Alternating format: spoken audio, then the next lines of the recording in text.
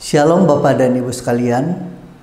Pada kesempatan ini kita akan membahas mengenai bagaimana cara menghindari chip 666. Bapak Ibu sekalian, dalam video benarkah chip adalah 666 dijelaskan bahwa tanda 666 tersebut akan berupa chip, dan chip tersebut kemudian akan menjadi KTP kita.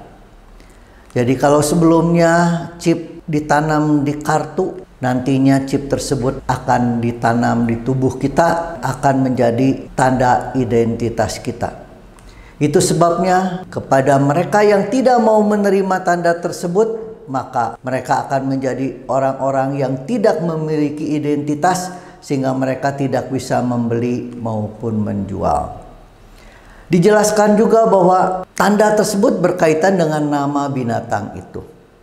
Dan di video kami yang berjudul Antikris atau Siapakah Antikris, dijelaskan bahwa menurut kami Antikris adalah mantan Presiden Amerika Barack Obama, sehingga chip tersebut mungkin saja akan diberi nama Obama chip. Bapak Ibu sekalian, di kitab Wahyu pasal 14 ayat 9 dan 10 dengan sangat jelas disampaikan bahwa anak Tuhan dilarang menerima tanda 666. Karena di ayat 9 dijelaskan bahwa siapapun yang menerima tanda pada dahinya, atau siapapun yang menerima tanda 666 ini pada dahinya atau pada tangannya, ia akan minum dari anggur murka Allah. Artinya Bapak Ibu sekalian, dengan tegas disampaikan bahwa kita dilarang menerima tanda tersebut. Di Lukas juga dijelaskan mengenai hal tersebut. Di Lukas pasal 14 ayat 26 dikatakan, "Jikalau seorang datang kepadaku dan ia tidak membenci bapaknya, ibunya, istrinya, dan anak-anaknya, saudara-saudaranya laki-laki atau perempuan, bahkan nyawanya sendiri, ia tidak dapat menjadi muridku." Bapak Ibu sekalian, ayat ini terasa aneh, khususnya bila dikaitkan misalnya dengan ayat di 1 Yohanes 3 ayat 15 yang mengatakan setiap orang yang membenci saudaranya adalah seorang pembunuh manusia. Dan kamu tahu bahwa tidak ada seorang pembunuh yang tetap memiliki hidup yang kekal di dalam dirinya. Di 1 Yohanes dikatakan, jika kita membenci saudaranya saja, maka orang tersebut dianggap sebagai seorang pembunuh manusia, dan pembunuh manusia tidak akan memiliki hidup yang kekal di dalam dirinya, yang barangkali bisa ditafsirkan sebagai tidak akan masuk kerajaan sorga. Jadi Bapak Ibu sekalian, jika membenci saudaranya aja begitu berat hukumannya, bagaimana mungkin di Lukas ini dijelaskan bahwa jika kita tidak membenci bapaknya, ibunya, istrinya, anak-anaknya, saudara-saudaranya, ia tidak dapat menjadi murid Tuhan. Bapak Ibu sekalian, ayat ini berkaitan dengan akhir zaman. Jadi saya kasih misalnya satu ilustrasi Bapak Ibu sekalian. Katakanlah di akhir zaman ketika kita semua diwajibkan memakai atau menerima tanda 666. Di ayat sebelumnya dijelaskan bahwa kita dilarang menerima, sehingga akhirnya kita tidak mau menerima tanda tersebut. Yang artinya kita menjadi orang yang tidak memiliki identitas, atau seperti saat ini dikatakan orang yang tidak memiliki KTP. Dan misalnya pada saat itu ada ayah kita yang sakit sehingga harus masuk ke rumah sakit. Kita tahu ketika kita membawa pasien ke rumah sakit, sebelumnya kita harus daftar dulu ke bagian administrasi, dan yang pertama mereka minta adalah kartu identitas atau KTP. Karena kita menolak menerima 666, maka kita tidak memiliki KTP atau kita tidak akan memiliki identitas. Sehingga tentunya kita tidak mungkin mendaftarkan ayah kita. Dengan demikian ayah kita tidak mungkin bisa dirawat di rumah sakit tersebut. Pada saat itu tentu kita menjadi dilematis. Di satu pihak kita ingin ayah kita sembuh, tapi di lain pihak kita juga tidak mau menerima tanda 666. Bagaimana reaksi kita atau apa yang harus kita lakukan bila kita ada di kondisi tersebut? Ayat ini dengan jelas mengatakan bahwa tidak ada pengecualian apapun yang menyebabkan kita diperbolehkan menerima tanda 666 itu. Artinya, jika pada saat itu karena kita tidak mau menerima tanda 666 itu, sehingga ayah kita akhirnya tidak bisa dirawat, pun kita tidak boleh menerima tanda 666. Jika kita melakukan seperti itu, sangat mungkin orang-orang sekeliling kita, bahkan keluarga kita, akan menganggap bahwa kita adalah orang yang membenci orang tua kita. Kita tidak memiliki kasih kepada orang tua kita. Namun Bapak Ibu sekalian, ayat ini dengan tegas tetap mengatakan dalam kondisi apapun.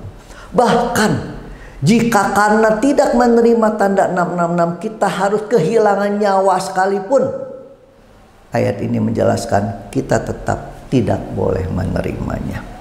Karena itu Bapak Ibu sekalian, jika kita menjadi orang-orang yang menolak menerima chip 666, maka yang pertama seperti telah dijelaskan sebelumnya, kita akan menjadi orang yang tidak memiliki KTP, atau kita tidak memiliki akses ke perbankan, ke pemerintahan maupun bantuan sosial. Karenanya kita tidak bisa membeli maupun menjual. Bahkan kita pun akan sangat sulit mendapatkan pekerjaan. Yang kedua, kita akan kehilangan seluruh harta benda kita.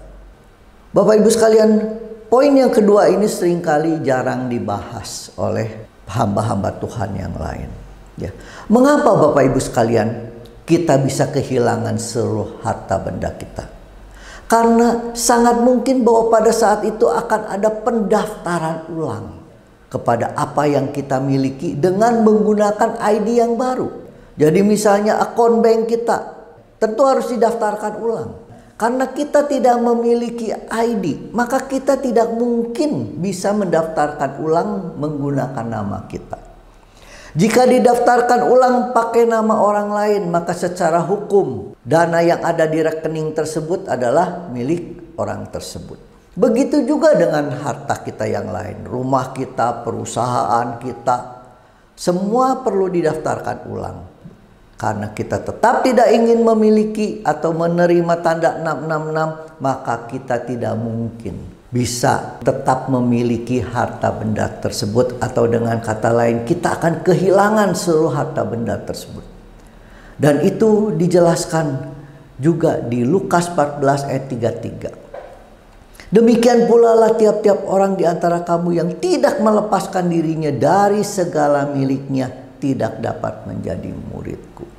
Artinya pada saat itu Bapak Ibu sekalian, anak-anak Tuhan dihadapkan kepada pilihan. Apakah akan tetap setia kepada Tuhan walaupun kehilangan seluruh harta miliknya, atau kemudian melepaskan imannya dan menerima tanda 666 tersebut. Yang ketiga dikatakan kita akan disiksa, dibunuh dan dibenci semua orang, seperti yang dijelaskan oleh Tuhan Yesus kepada para rasul. Pada waktu itu kamu akan diserahkan supaya disiksa. Kamu akan dibunuh dan akan dibenci semua bangsa oleh karena namaku. Dan banyak orang akan murtad dan mereka akan saling menyerahkan dan saling membenci. Ya, jadi pada saat itu Bapak Ibu sekalian, sebagai anak-anak Tuhan, kita akan disiksa, dibunuh, dibenci oleh semua orang. Namun Bapak Ibu sekalian, di ayat 13 dikatakan, tetapi orang yang bertahan sampai kepada kesudahannya akan selamat. Jadi jika kita tetap setia kepada Tuhan, tetap menolak untuk menerima tanda 666, tetap tidak mau menyembah binatang tersebut sampai akhir hidup kita, Tuhan katakan maka kita akan selamat, kita akan masuk ke dalam kerajaan sorga. Bapak Ibu sekalian, sebagai anak Tuhan tentu kita tidak ingin kehilangan kesempatan kita atau harta kita di sorga, atau kesempatan kita masuk ke dalam kerajaan sorga. Namun di akhir zaman tadi telah dijelaskan bahwa kita akan memasuki satu masa di mana semua manusia akan dipaksa untuk menerima tanda 666. Bagaimana cara menghindarinya? Di Matius 10 ayat 23 dijelaskan, Apabila mereka menganiaya kamu dalam kota yang satu, larilah ke kota yang lain. Karena aku berkata kepadamu, sesungguhnya sebelum kamu selesai mengunjungi kota-kota Israel, Anak Manusia sudah datang. Artinya Bapak Ibu sekalian, jika pemakaian atau kewajiban untuk menerima tanda tersebut atau chip tersebut telah dilakukan, maka tentunya pelaksanaannya tidak mungkin bisa diselesaikan dalam waktu 1-2 hari atau dalam waktu yang dekat. Katakanlah kewajiban tersebut telah dilakukan di daerah kita, ya, atau di kota kita. Sehingga jika kita tidak mau menerimanya, kita akan menerima aniaya. Ayat ini menjelaskan jika terjadi hal seperti itu, maka kita harus lari ke kota lain yang belum melaksanakan kewajiban untuk menerima tanda tersebut. Jika di kota tersebut pun sudah, maka kita harus lari lagi ke kota-kota yang lain. Dan Tuhan Yesus mengatakan, sebelum kamu selesai mengunjungi kota-kota Israel atau kota-kota yang belum mewajibkan menggunakan tanda-tanda tersebut, Anak Manusia sudah datang. Tuhan Yesus sudah datang menjemput kita. Mungkin Bapak Ibu ada yang berkata atau ada yang berpikir, jika saya lari ke kota-kota yang lain, bagaimana saya menghidupi diri kita? Karena harta-harta kita, perusahaan kita ada di kota yang lama. Jika kita harus pindah ke kota yang lain, bagaimana di kota yang baru tersebut kita bisa menghidupi diri kita? Ada hamba Tuhan yang menyarankan agar kita membangun lumbung Yusuf. Kita tahu di kitab Kejadian ketika Firaun bermimpi dan kemudian ditafsirkan oleh Yusuf bahwa akan terjadi 7 tahun kelimpahan, namun 7 tahun juga kelaparan. Dan kemudian Firaun menunjuk Yusuf sebagai pelaksana untuk mengamankan makanan-makanan yang ada atau katakanlah makanan di kerajaan Mesir tersebut. Maka di masa kelimpahan tersebut Yusuf mengumpulkan makanan-makanan dalam lumbung-lumbungnya. Sehingga ketika masuk masa kelaparan, mereka mempunyai lumbung-lumbung yang bisa dibuka untuk memberi makan kepada rakyat Mesir. Bagaimana pelaksanaannya? Ada yang menjelaskan bahwa kita bisa membeli satu tempat di satu daerah, di mana di daerah tersebut selain mungkin ada rumah juga kita mempunyai kebun yang cukup luas, dan kemudian kita coba swasembada.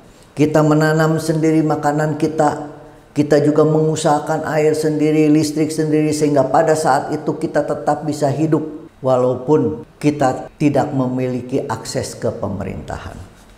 Bapak Ibu sekalian, cara seperti ini mungkin bisa berjalan atau bisa sukses jika kita tinggal di daerah-daerah yang terpencil.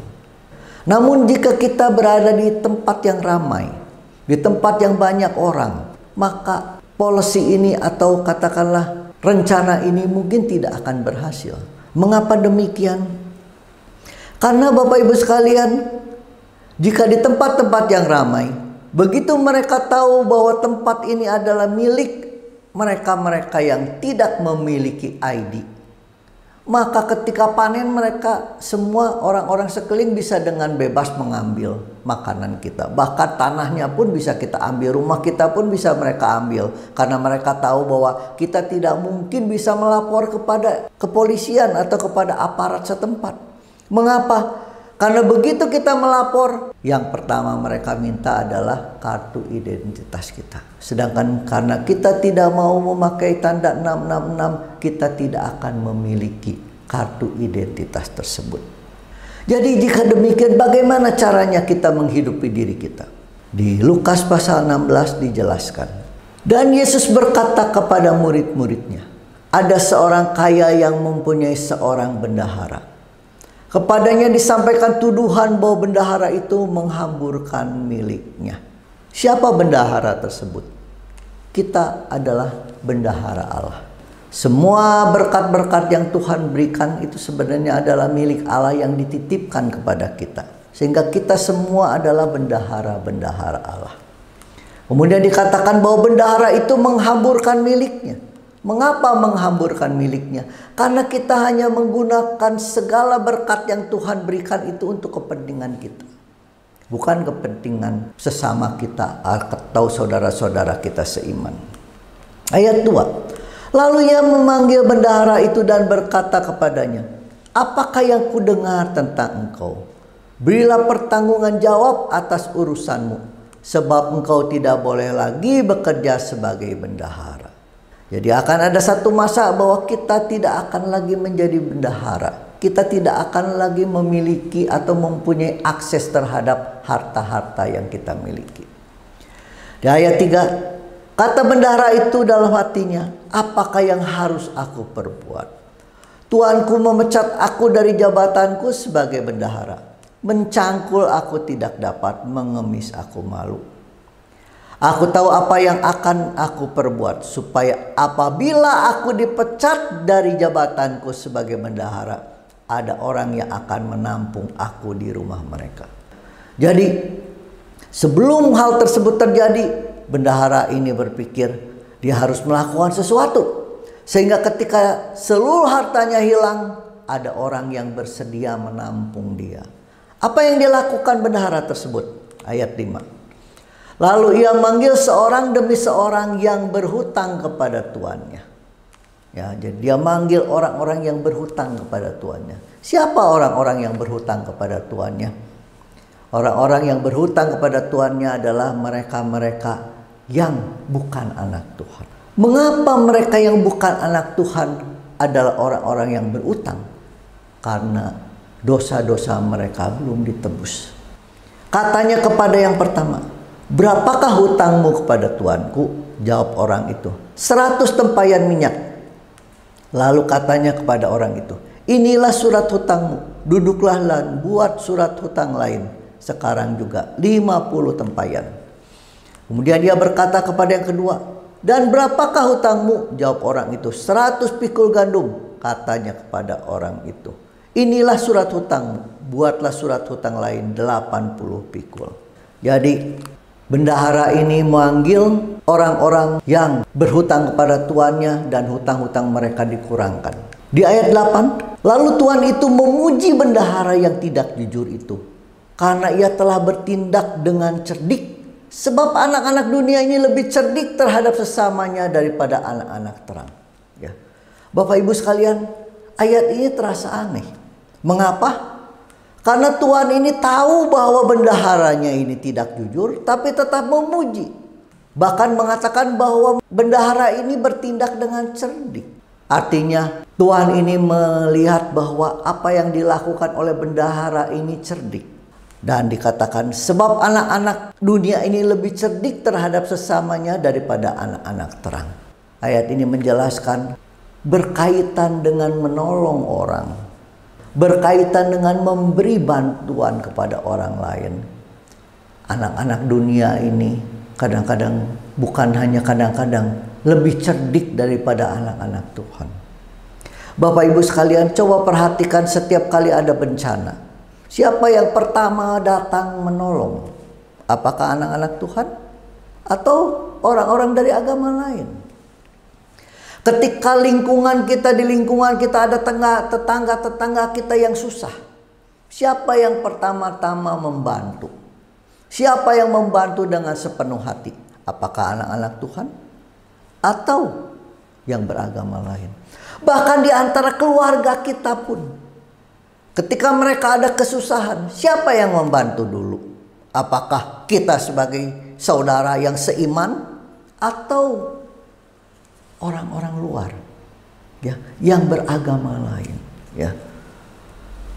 Dari penglihatan yang saya lihat, seringkali yang terjadi adalah mereka yang di luar lebih memperhatikan, mereka yang di luar lebih bersedia menolong. Gitu sebabnya Tuhan mengatakan bahwa mereka ini cerdik, dan kita haruslah seperti itu, yang dijelaskan di ayat selanjutnya. Dan aku berkata kepadamu, ikatlah persahabatan dengan menggunakan mamon yang tidak jujur, supaya jika mamon itu tidak dapat menolong lagi, kamu diterima di dalam kemah abadi. Ya, ayat ini menjelaskan Lihat kepada orang-orang dunia ini yang begitu perhatian menolong orang-orang sekelilingnya. Gunakan uang yang kita miliki itu untuk apa? Untuk membantu mereka-mereka yang tidak seiman. Mengapa harus membantu mereka yang tidak seiman selain kita harus membantu mereka yang seiman? Karena di akhir zaman mungkin mereka lah yang bisa membantu kita. Karena mereka orang-orang yang bersedia menerima tanda 666 itu, sehingga mereka menjadi orang-orang yang mempunyai ID ya. Mereka inilah nantinya yang bisa membantu kita. Kemudian dilanjutkan, jika kita menggunakan mamon yang tidak jujur, katanya supaya jika mamon itu tidak menolong lagi ketika kita tidak mampu atau tidak punya akses terhadap harta-harta kita, kamu diterima di dalam kemah abadi. Ketika di akhirnya mereka menolong kita dan kita bisa selamat bertahan dalam masa penganiayaan, dan kemudian kita dijemput Tuhan di awan-awan yang permai.